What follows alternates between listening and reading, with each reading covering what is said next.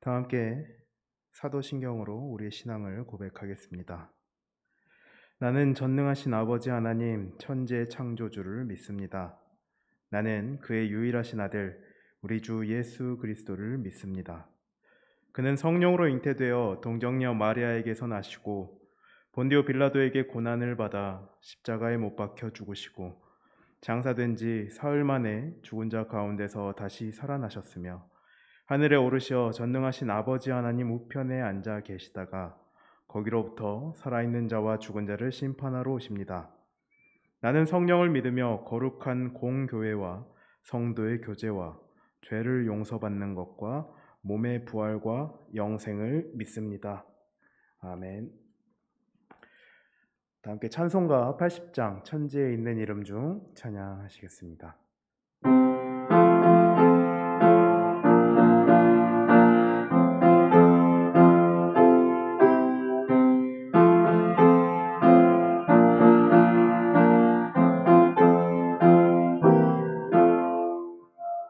천지에 있는 이름 중 귀하고 높은 이름 주 나시기 전 지으신 구주의 이름 예수 주 앞에 내가 엎드려 그 이름 찬송함은 내 귀에 들린 말씀 중 귀하신 이름 예수 주 십자가에 달릴 때 명패에 쓰인 대로 저 유대인의 왕이요 곧 우리 왕이시라 주 앞에 내가 엎드려 그 이름 찬송함은 내 귀에 들린 말씀 중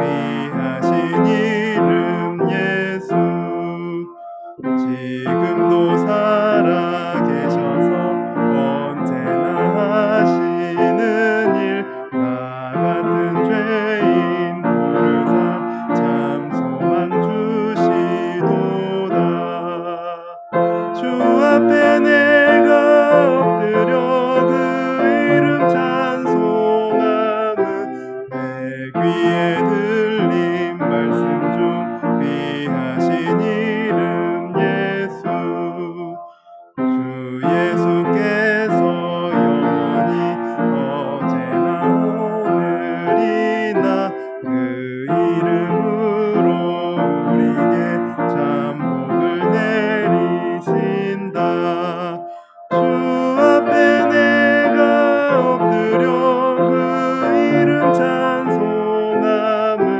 내 귀에 들린 말씀 중 귀하신 이름 예수 아멘. 성경 봉독하시겠습니다. 마가복음 11장 27절 말씀에서부터 12장 12절까지입니다. 마가복음 11장 27절부터 12장 12절까지 우리가 한 목소리로 읽어보겠습니다.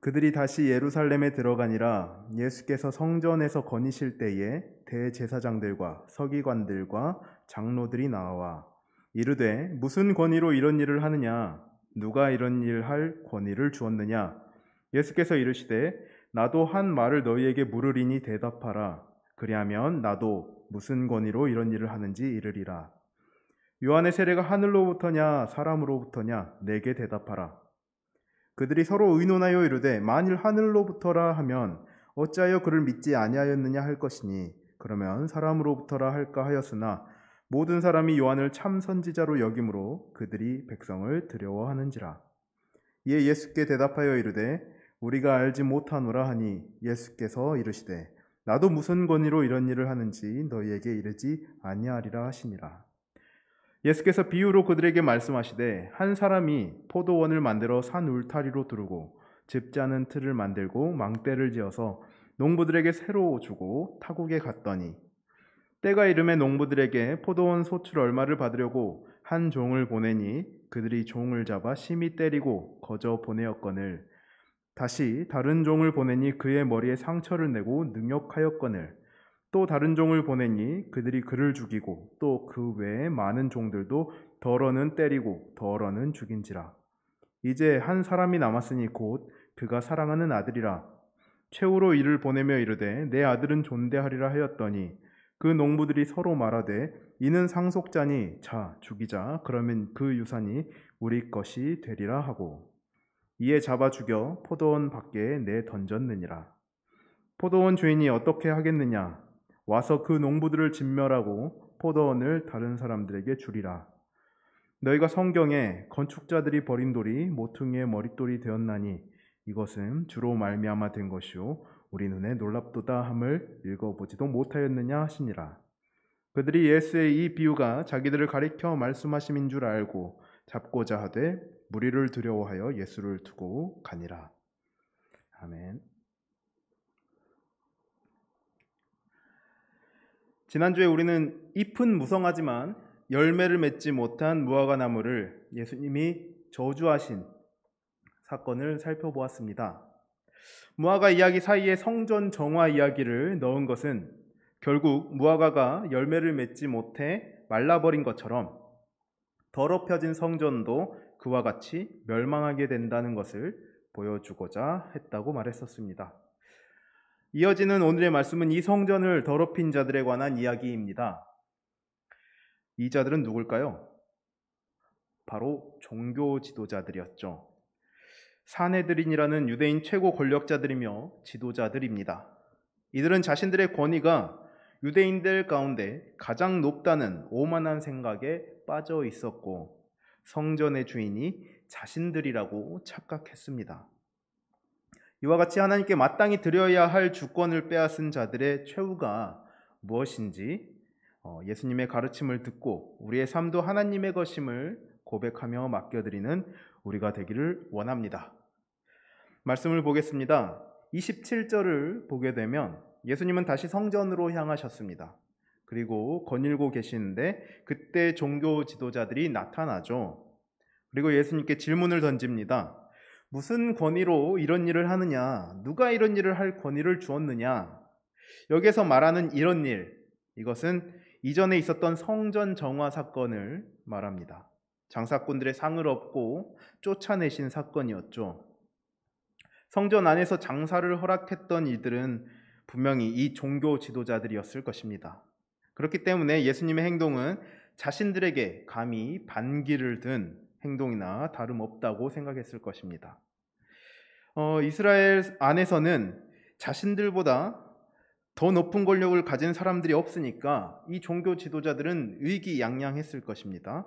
그래서 성전에 있는 사람들이 모두 보는 가운데에서 예수님을 공경에 처하도록 만들려고 하는 것이죠.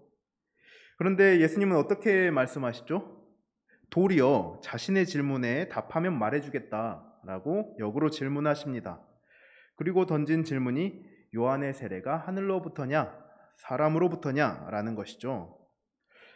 이것은 그들이 던진 권위에 대한 똑같은 질문입니다. 이 질문에 대해서 친절하게도 마가복음의 저자는 31절과 32절에서 종교 지도자들의 말을 통해 질문의 의도를 설명을 해줍니다. 만일 요한의 세례가 하늘로부터라고 대답한다면 왜 세례 요한을 믿지 않았냐고 지적받게 됩니다. 또 사람으로부터라고 대답한다면 세례 요한을 참 선지자로 믿는 사람들의 또 백성들의 미움을 받게 될 것이죠. 무엇을 선택하든지 자신들에게 곤란한 질문입니다. 그렇기 때문에 아무것도 선택할 수 없던 그들은 어쩔 수 없이 모른다고 대답하게 되죠. 성전 안에서 많은 사람들이 보는 가운데 예수님을 곤란하게 만들고자 했던 그들은 도리어 자신들이 곤란한 처지에 놓이게 되었고 종교 지도자들로서의 명예가 실추되게 됩니다. 그리고 권위가 바닥을 치게 되죠. 비록 이 이야기에서 예수님은 자신의 권위에 대해서 직접적으로 언급하지는 않지만 우리가 오늘 본 12장 1절에서 12절의 본문은 이 권위에 대한 비유로서 연결이 되어 있습니다. 그리고 예수님 자신의 권위가 누구로부터 왔는지에 대해서 이 비유를 통해 말씀하고 계시죠. 예수님은 12장부터 이 비유에 대해서 말씀하십니다. 포도원과 농부들의 비유를 바로 이어서 말씀하시는데, 이 내용이 길어서 요약을 하자면 한 사람이 포도원을 만들어서 농부들에게 맡깁니다. 그리고 주인이 타국에 있을 때에 종들을 보내서 어느 정도의 결과물을 받고자 하죠. 그런데 어떻게 합니까? 농부들은 이 종들이 올 때마다 때리기도 하고 심지어 죽이기도 합니다. 주인은 마지막으로 아들은 죽이지 않겠지라고 생각하면서 보내는데 농부들은 이 아들마저 죽이죠. 이러한 결과는 주인을 화나게 하고 12장 9절에서 예수님이 말씀하셨듯이 농부들을 모두 죽일 것입니다. 그리고 믿음직한 사람들에게 이것을 맡기게 되는 것이죠. 이것은 비유입니다. 비유는 어떠한 것을 다른 것에 빗대어서 설명하는 것을 말하죠. 그렇기 때문에 우리는 이 비유 속에 담긴 의미를 이해할 수 있어야 이 비유에 대해서, 그리고 예수님의 말씀에 대해서 잘 이해했다고 할 수가 있습니다. 앞에서 예수님이 종교 지도자들과 설전을 펼치시고 이 권위에 관련된 사건 이후에 바로 등장하는 비유입니다. 즉 종교 지도자들과 권위와 관련된 이 비유라는 것이죠. 그렇다면 여기에서 등장하는 대상들을 한번 살펴보겠습니다. 먼저 포도원이 있습니다. 포도원은 무엇을 의미할까요? 이것을 이해하기 위해서는 우리가 시편 80편 그리고 8절을 한번 읽어봤으면 좋겠습니다.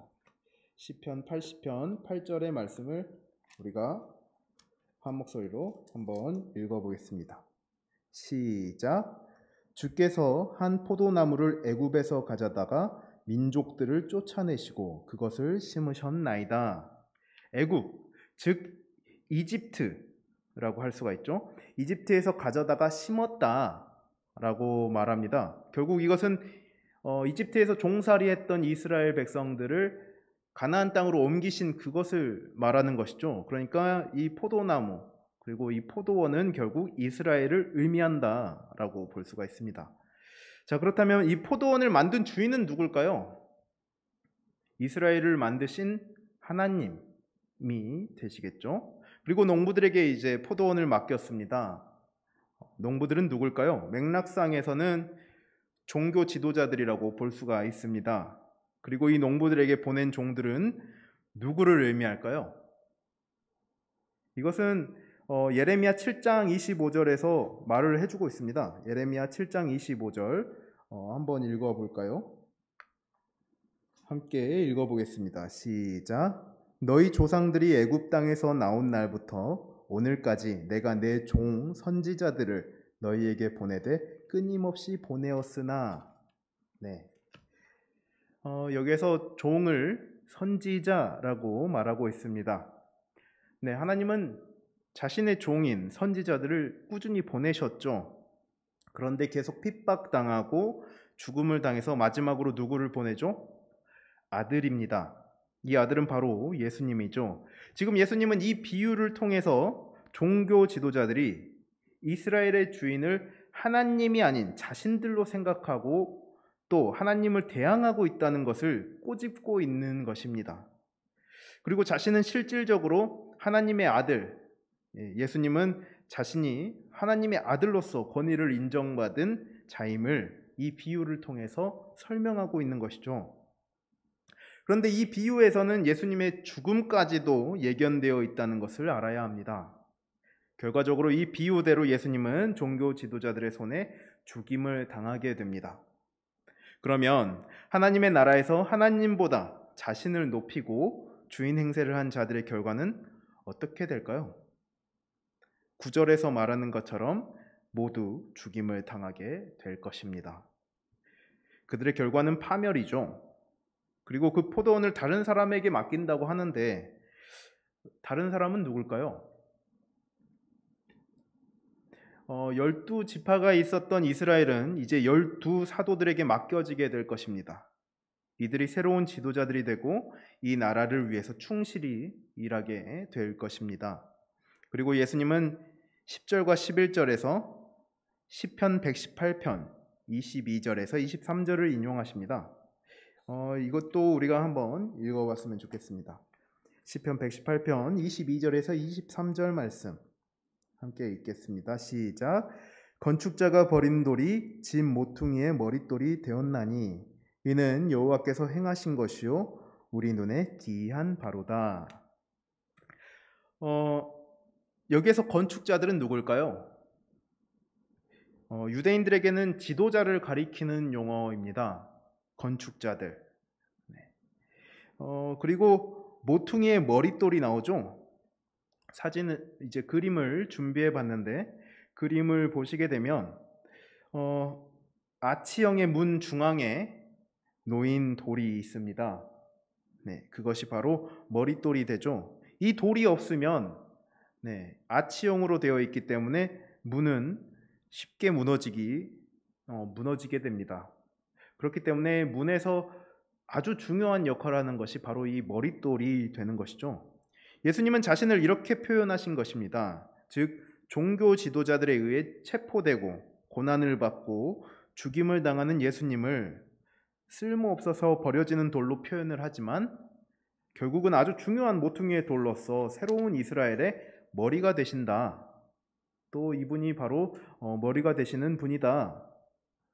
이것을 구약의 말씀을 인용해서 설명하고 있는 것입니다.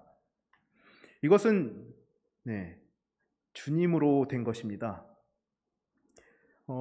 바로 하나님이시죠. 하나님의 의해서 이 일들이 다 이루어지는 것입니다. 하나님의 의의 아들은 결국 높임을 받게 될 것입니다. 이러한 비유를 들은 종교 지도자들은 어떻게 반응하나요? 자신들을 가리키는 것을 알게 됩니다. 괜히 종교 지도자들이 아니에요. 성경에 있어서는 뛰어난 자들입니다. 그들이 모를 리가 없죠. 분명 성전에 있던 대부분의 유대인들도 마찬가지로 쉽게 이해했을 것입니다. 종교 지도자들은 결국 그 사람들 앞에서 망신을 당한 것이고 치욕스럽게 느껴졌을 것입니다. 그래서 예수님을 잡으려고 하지만 예수님을 따르는 무리들이 많아서 결국은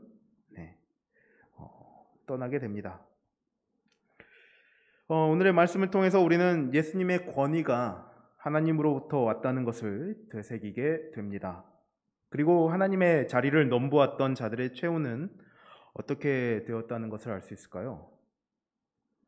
우리가 지난주에 다루었던 것처럼 성전이 더럽혀져서 멸망하게 될 것처럼 이 사람들도 결국은 멸망하게 될 것이다. 오늘날에도 이러한 종교 지도자들은 많습니다. 말 그대로 교회를 이끌어가는 목회자들 중에도 있을 수가 있죠. 또 교회를 세운 목회자 중에는 그 교회를 자신의 것이라고 착각하고 주인 행세하려고도 합니다. 물론 이 밖에도 하나님의 것을 나의 것이라고 착각하고 살아가는 사람들도 이러한 종교 지도자들과 다르지 않습니다. 우리는 다른 사람을 지적하기 좋아하지만 스스로를 지적하기는 싫어합니다. 스스로를 돌아보면서 나는 하나님의 것을 내 것이라고 생각한 적은 없는지 돌아보았으면 합니다. 내가 가진 재산이 될 수도 있습니다. 그리고 내게 주어진 시간이 될 수도 있죠. 심지어는 가족이 내 것이라고 생각했을 수도 있고 나 자신을 내 것이라고 생각했을 수도 있습니다. 모든 것이 하나님에게로부터 왔기 때문에 이 모든 것은 하나님의 것입니다. 하나님께서 주인 되게 해야 합니다. 그렇기 때문에 늘 하나님께 구하면서 그리고 의지하면서 하나님의 것을 하나님의 뜻에 맞게 사용하게 해달라고 늘 하나님께 기도하고 나아가야 합니다. 만약에 그렇지 않다면 우리는 종교 지도자들과 다르지 않을 것입니다. 하나님을 하나님 되게 하는 것, 그것이 하나님의 백성된 우리의 사명임을 기억하면서 살아가는 저와 여러분이 다 되기를 원합니다. 기도하겠습니다. 하나님, 이 땅에 아들을 보내셨지만 우리는 우리가 주인이고 싶어하고 내가 원하는 대로 살고 싶어합니다. 우리의 연약함을 용서하셔서 우리의 모든 것이 하나님의 것임을 고백하며 살아가게 하옵소서. 주님을 주님이라고 고백하면서 정말 주님이 되게 했는지 반성하게 하옵소서. 아직도 많이 부족합니다. 우리가 성장하는 과정 중에 있사오니 많은 것을 가르쳐 주시고 또 성령님의 도우심으로 하나님이 원하시는 삶을 살아내게 하옵소서. 어려운 시기 가운데에서도 내 욕심에 치우쳐 살지 않게 하시고 이웃을 돌아볼 수 있는 눈을 허락하여 주옵소서. 도와주실 것을 믿으며 우리 주 예수 그리스도의 이름으로 기도합니다. 아멘. 이 시간 광고하도록 하겠습니다. 코로나 확진자가 생길 경우에는 선생님과 저에게 꼭 연락해 주시면 감사하겠습니다. 지금 상황이 그렇게 좋지 않아서 당분간 영상으로 예배를 대체합니다. 별 말씀이 이제 없을 때까지는 영상으로 예배를 드리게 될 텐데 꼭 많이 봐주시고 또 선생님들에게 자신이 봤다고 이제 말씀해 주시면 좋을 것 같습니다. 지금 고등부에서는 줌으로 예배를 드리고 있습니다. 지금 생각 중에 있는 것은 저희도 실시간으로 줌을 이용해서 주일에 드렸던 시간에 실황으로 예배를 드리면 어떨까 지금 생각하고 있습니다. 이것은 준비가 되는 대로 실시간으로 예배를 드렸으면 합니다. 그때까지는 이렇게 영상으로 예배를 드리겠습니다. 설교 말씀을 듣고 이제 짤막한 요약이나 느낀 점을 선생님께 톡으로 간단하게 전달하시면 그것으로 예배 출석을 체크하도록 하겠습니다. 물론 어른 예배를 부모님과 같이 드리는 친구들도 마찬가지입니다. 지금 2주 정도 했는데 많은 친구들이 아직 보내주지 않고 있어요. 그래서 선생님들도 많이 답답해하고 하시는데 여러분들이 예배를 드렸다는 것을 이것을 통해 표현해 주셔서 선생님들이 예배를 잘 드릴 수 있구나 이것을 알 수 있도록 해주시면 감사하겠습니다. 네, 광고는 이것으로 마치도록 하겠습니다. 다 함께 주기도문 하심으로 오늘 예배를 마치도록 하겠습니다. 하늘에 계신 우리 아버지, 아버지의 이름을 거룩하게 하시며 아버지의 나라가 오게 하시며 아버지의 뜻이 하늘에서와 같이 땅에서도 이루어지게 하소서. 오늘 우리에게 일용할 양식을 주시고 우리가 우리에게 잘못한 사람을 용서하여 준 것 같이 우리 죄를 용서하여 주시고 우리를 시험에 빠지지 않게 하시고 악에서 구하소서. 나라와 권능과 영광이 영원히 아버지의 것입니다. 아멘.